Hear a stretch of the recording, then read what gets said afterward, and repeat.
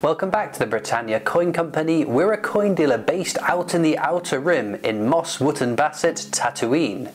Very soon we're going to be taken to a galaxy far, far away with the Royal Mint's first ever official Star Wars coins. If you want to get your hands on the first instalment of this collection, then check the links in the description over to our website. They'll be available from the 10th of July and we don't charge postage either. Republic credits are no good out here. We need something more real. This is exactly what we're going to be getting on Monday with the first release of the 4-part Star Wars collection. Lots of attention is focused on the 50p coins, but there will also be various weights in silver and gold ounce coins released as part of the range as well.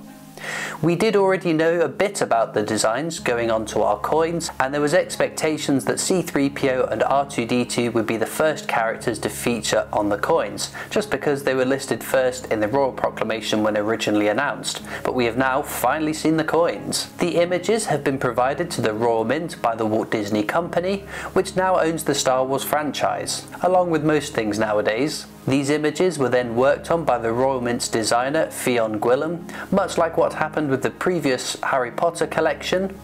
These coins' design sees the droid duo stood within the Millennium Falcon, the iconic ship of former smuggler turned Rebel Alliance hero and General Han Solo.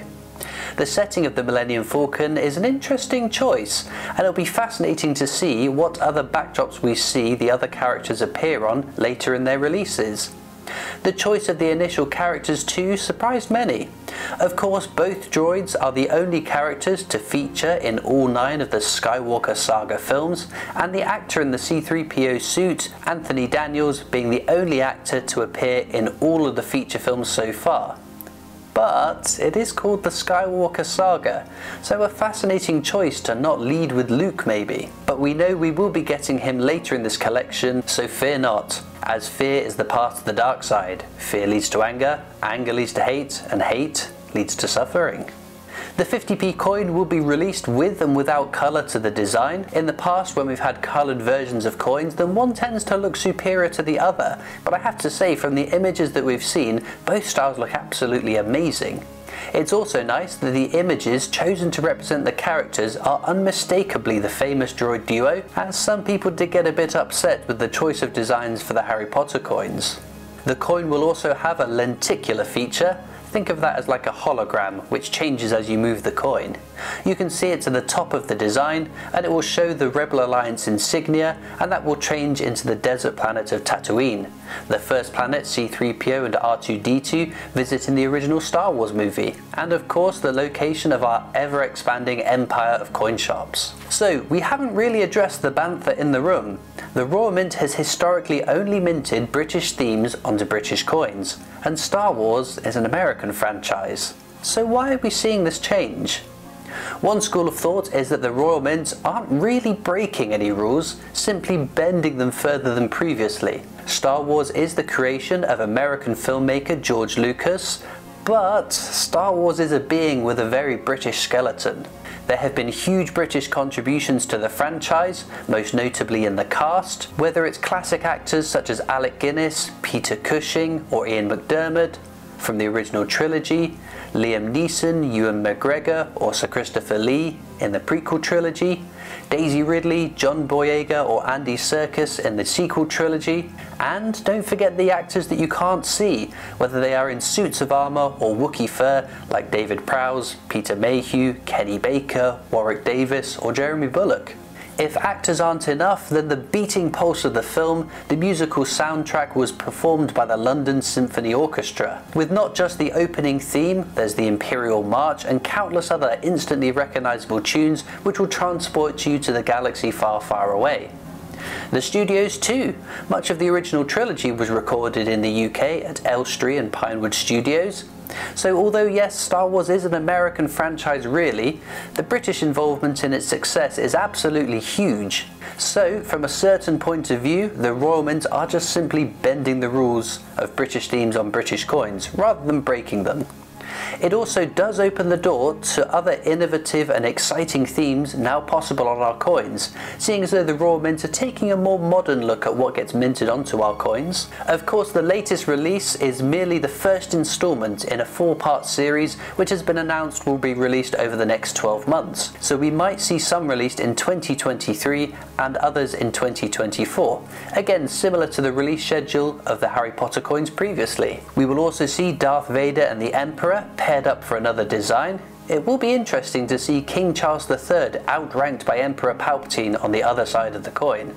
Of course, Palpatine is a fictional emperor, but historically our monarchs don't like to be outranked, specifically Queen Victoria, as her daughter was married to Frederick III, who was to become an emperor, making the Queen's daughter an empress. And not wanting to be upstaged, along with some other factors as well, the title of Empress of India was granted to Queen Victoria. Now, I don't think that Emperor Palpatine's title will cause the king to blush though when the coin comes out, and if the king does get upset with him, then he'll have to go through the Emperor's henchman Darth Vader first. Luke Skywalker and Princess Leia will feature on another coin design. We don't yet know the potential backdrop for this design, but perhaps the canopy top village of the Ewoks of the forest moon of Endor, or the secret rebel base on the ice planet of Hoth.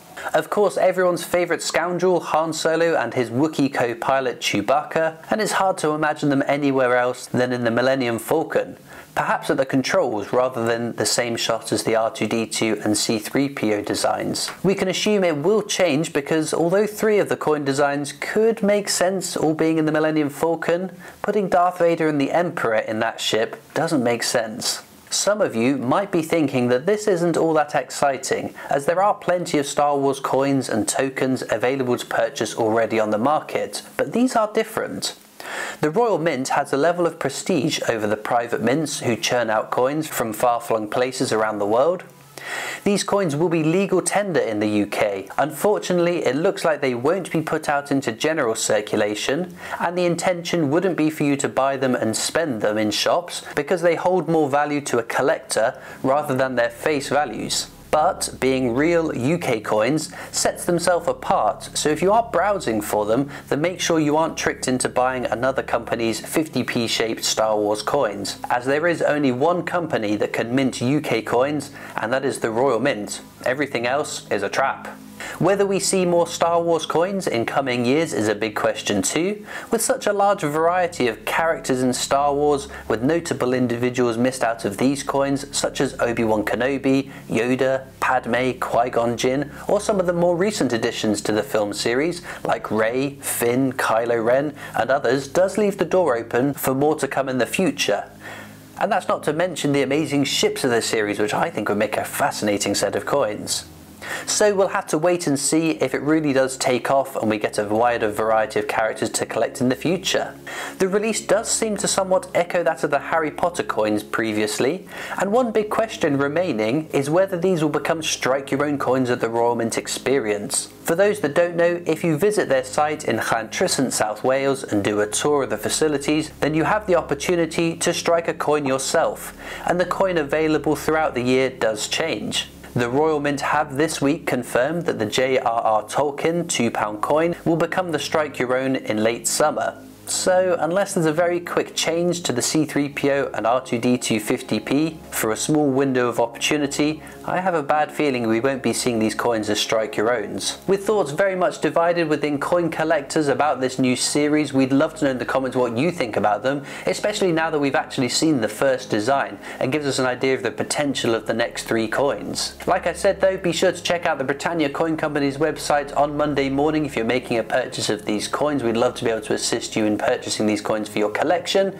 Do subscribe to our YouTube channel as well. It's free to do and it means you won't miss out on any of our future video uploads. You can also catch us on Facebook and Instagram where we post lots of pictures of our coins. We're on Twitter and TikTok. We have our shop and online store, and I'll see you next time for more amazing coins from the Britannia Coin Company.